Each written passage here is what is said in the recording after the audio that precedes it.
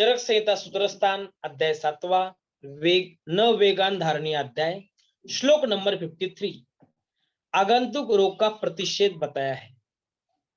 त्याग प्रज्ञा अपराधानाम इंद्रियोपशम स्फूर्ति देश कालात्म विज्ञानम सदवृत्तस्यानुवर्तनम आगंतुनाम अनुत्पाता वेश मार्गो निदर्शितः।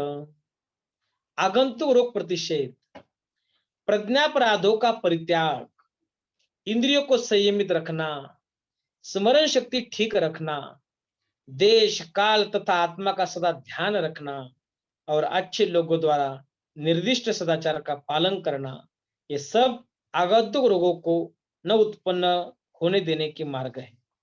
त्याग प्रज्ञा अपराधानाम इंद्रियोपशम स्मृति देश कालात्म विज्ञानम सदवृत्त से अनुवर्तन, सदवृत्त का पालन करना ये इंपॉर्टेंट। रोग उत्पत्ति के पूर्व ही हिताचरण। नेक्स्ट श्लोक देखो। प्राज्ञ प्रागेव तत्कुर्यादितम विद्यात्मात्मन, बुद्धिमान व्यक्ति को चाहिए कि वह रोग उत्पन्न होने के पहले ही इस प्रकार का आचरण बनाए रखे जिससे उसका कल्याण होता रहे और वह रोग से ग्रस्त न हो। म्हणून आचार्य चरकाचार्य सांगितलंय सर्वमेव परित्यज्य शरीरम अनुपालयेत शरीरस्य प्रनष्टस्य सर्वमेव विनश्यति। सर्व गोष्टींचा त्याग करून शरीराचं रक्षण करा। अरे शरीर संपलं, सगळं जग संपलं, काय राहिलं खाली? प्रत्येक दिवशी लक्षात घ्या, हितकारक आहार, हितकारक विहार, एक्सरसाइज करायलाच पाहिजे। तुम्ही जर आता जेवण करणार असाल संध्याकाळी किंवा जेवण केलेलं असेल तर तुमचं पहिलं आद्य कर्तव्य आहे की खाल्लेलं अन्न पचवायचं, त्यासाठी व्यायाम। नाही तर बीपी, डायबेटीस, थायरॉइड, हृदयाचे विकार होणारच, हे पुढे आ वाचून उभे आहेत। तुमचं पहिलं कर्तव्य सकाळी उठल्यानंतर एक्सरसाइज करणे, बाकी सगळ्या गोष्टी नंतर, अभ्यास बी नंतर, पहिली एक्सरसाइज। 1 तास व्यायाम करा, 23 तासाचं नियोजन करा 24 तासापैकी आणि त्यात अभ्यास करा। पण 24 तासातला 1 तास घाम येईपर्यंत तुम्ही व्यायाम करा। तुमच्या 100 वर्षापर्यंत शतायुषी तुम्ही झाल्याशिवाय राहणार नाही। तुम्ही आयुर्वेद शिकत आहात, तुमच्याकडे आयुर्वेदाचा च्यवनप्राश आहे, तुम्ही 100 वर्ष ते खाऊन जगू शकता आणि दुसऱ्यांना मार्गदर्शक ठरू शकता। श्लोक नंबर 55 देखो। अप्तोपदेश प्रज्ञानम प्रतिप्रतिष्ठ कारणम विकाराणाम अनुत्पत्तानुत्पन्नम च शांतये। उत्पन्न रोगों के क्षमन तथा रोगानुत्पत्ति के साधन, आप्त जनों द्वारा किए गए उपदेश का अच्छी तरह से ज्ञान होना और उस ज्ञान का सम्यक बोधपूर्वक आचरण करना, ये दोनों प्रकार के कारण इतने प्रखर है कि इनका पालन मनुष्य को रोगग्रस्त होने से बचाता है और उत्पन्न हुए रोगों को शांत करता है। नाइस टू नो है। एग्जाम में कुछ आने वाला नहीं इसके ऊपर, सिर्फ क्या क्या दिया है प्रैक्टिस के लिए, हमें डेली क्या इंपॉर्टेंस है, सब चर्चा संहिता पढ़नी है, इसलिए मैं आपको बता रहा हूं। श्लोक नंबर 56-57 अयोग्य संग साहचर्य का निषेध। पाप वृत्त वच सत्वा सूचका कलह प्रिया मर्मोपहास्युन लुब्धा परिवृद्धित विशेषणा परापवादर तयश्यपला रिपुसेविन निर्गुणास्त्यक्त धर्मान परिवर्जा नराधमा। अयोग्य संग साहचर्य का निषेध।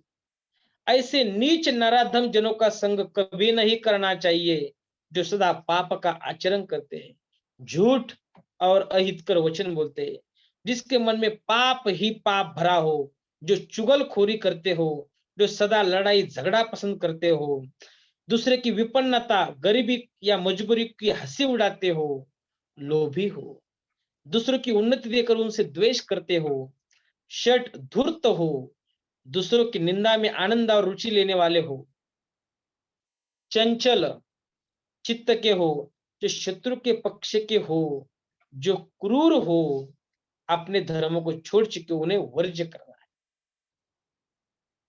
सत्संग साहचर्य योग्य पुरुष किसके साथ सत्संग करे, देखो 58-59 बुद्धि विद्या वयशील धैर्य स्मृति समाधि भी ऊर्ध्वोपसेविनो वृद्धा स्वभावज्ञा गतव्यता सुमुखा सर्वभूतानां प्रशांता संसितवर्ता सेव्यासन मार्ग वक्तार पुण्य श्रवण दर्शन।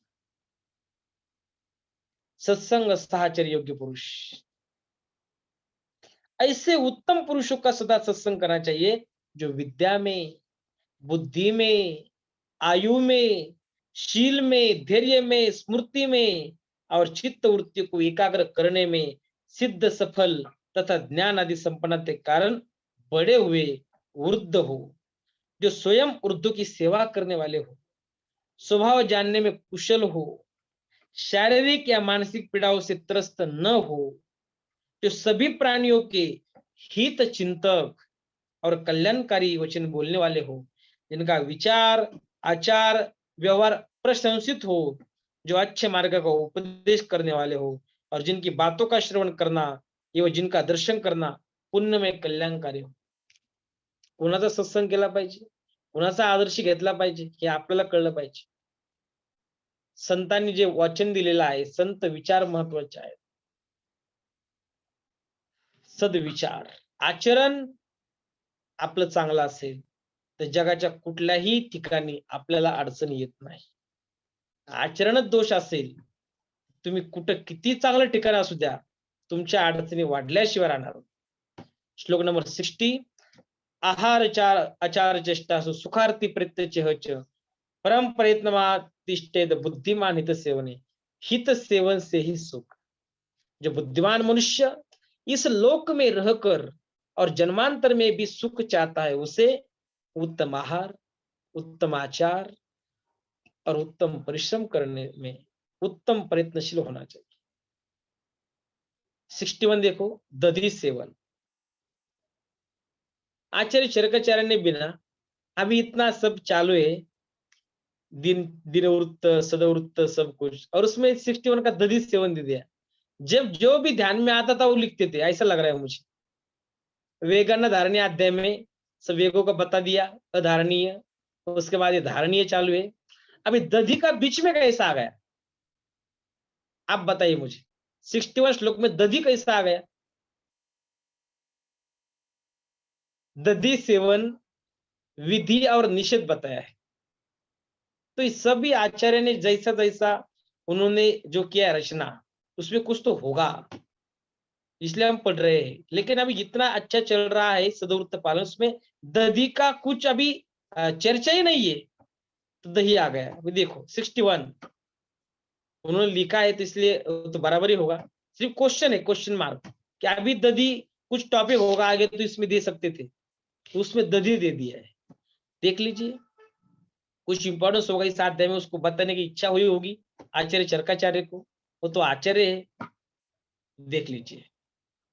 न नक्तम दधि भुंजित न चाप्य घृत शर्करम ना मुद्गयुषम ना शोद्रम न उष्णम न अमलकेर विना ज्वरा अश्रु कपित्त विसर्प कुष्ठ पांडवामय भ्रमान प्राप्नुयात कामलाम चौगरा विधिम हित्वा दधी प्रिय. दधी सेवन, सगळ्या बऱ्याच जणांना दही खूप आवडतं आणि काही काहींचा गैरसमज आहे की दही हे थंड आहे. अरे दही थंड नाही बाळांनो, दही उष्ण आहे. बघा आता तुम्हीच. पहले कहा गया है कि आहार आदि के सेवन में सदैव सावधान रहना चाहिए. उसी संदर्भ में आप दही का उदाहरण दे रहे हैं. रात्रि को दही नहीं खाना चाहिए. न नक्तम दधी भुंजित, रात्री कधीच दही खाऊ नये असं म्हटले आचार्य चरकाचार्यांनी. घृत और चीनी के बिना भी नहीं खाना चाहिए. जर तुम्हाला दही खायचंच असेल दुपारी किंवा सकाळी, त्याच्यामध्ये साखर टाकून खा किंवा तूप टाकून खा म्हटले त्यांनी. न चाप्य घृत शर्करम,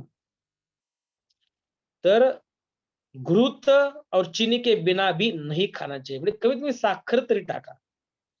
बिना मूग के युष और बिना मधु के भी दही नहीं खाना चाहिए. म्हणजे मूग युष असेल किंवा मधु असेल त्याच्यासोबत तुम्ही दही खा. न तो उष्ण अर्थात ताजी दही खाए और न बिना आवला मिलाए खाए, तर आवळा चूर्ण असताना ते टाकून खा म्हटलं.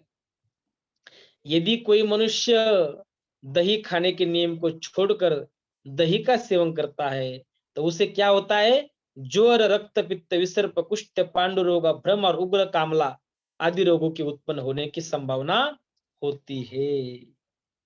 तो देखो, दधी किसके साथ खाना चाहिए, अंडरलाइन करो. घृत, शर्करा, मुद्गयुष, शोद्र, आमलकी. घृत, शर्करा, मुद्गयुष, आमलकी और शोद्र. और उष्ण दधि सेवन, रात्रि दधि सेवन निषेध बताया है। तो आज से आपने कभी भी रात में दही सेवन नहीं करना है। दही गरम कर कर कधी नहीं खाना चाहिए। खाना आहे तो सुबह दोपहर खाजे, वो भी इसमें बिन आपण काय करतो यामध्ये मीठ टाकतो, करतात असे काही काही नाही.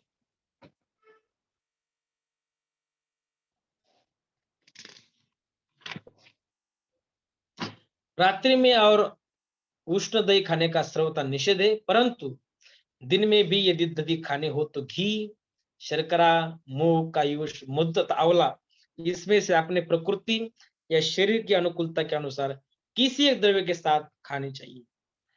अभी लास्ट के श्लोक देखो, 63, 64, 65, 66. अध्याय का उपसंहार. हमने अध्याय में क्या क्या देखा है.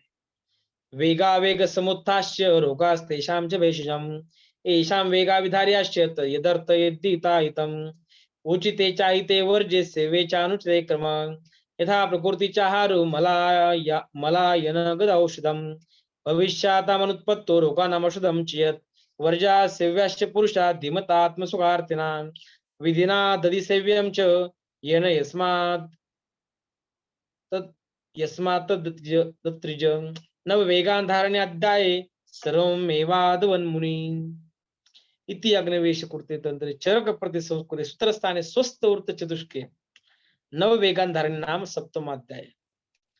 नव वेगांधारण्य अध्याय में वेगों के रोकने से उत्पन्न रोग, उनकी चिकित्सा, किन रोगों को रोकना चाहिए, किसके लिए क्या हित क्या अहित, अभ्यस्त अहित के त्याग तथा अनभ्यस्त हित के सेवन का क्रम, प्रकृति के अनुसार आहार का सेवन, मलायन तथा उनके रोगों की चिकित्सा, भविष्य में रोगों को उत्पन्न होने देने का उपाय और उत्पन्न रोगों की औषध, त्यागने योग्य पुरुष, सत्संग योग्य पुरुष, दधि सेवन की विधि और उसके सहयोगी पदार्थ इत्यादि विषयों को आत्रेय ऋषि ने कह दिया.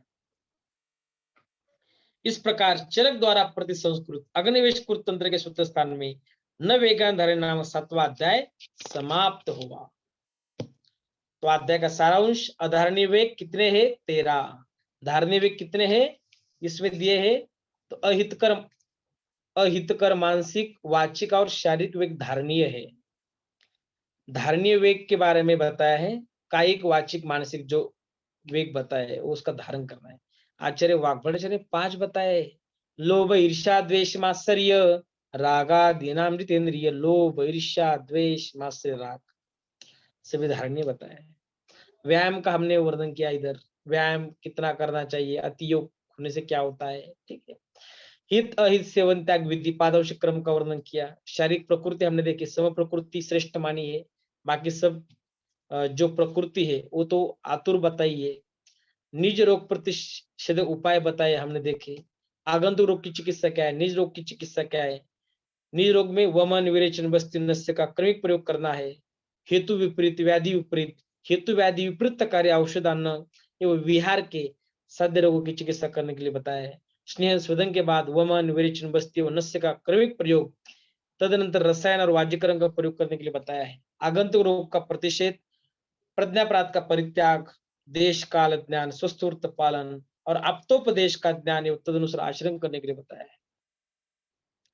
सत्संग और असत्संग